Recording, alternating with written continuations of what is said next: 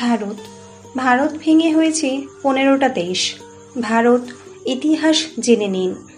ভারতকে আগে অখণ্ড ভারত বলা হতো, কারণ গোটা বিশ্বে ভারত ছিল অনেক বড়।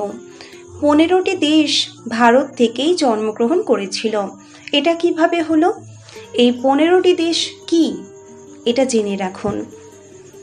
Iran, Cambodia, Vietnam, Malaysia, Indonesia, Philippines, Afghanistan, Nepal, Bhutan, Tibet, Sri Lanka, Myanmar, Pakistan, Bangladesh, Thailand.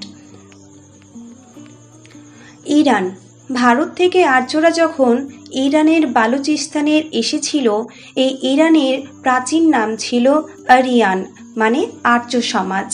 এরপরে আরবের দুঃসরা এখানে আক্রমণ করেছিল। এরপরে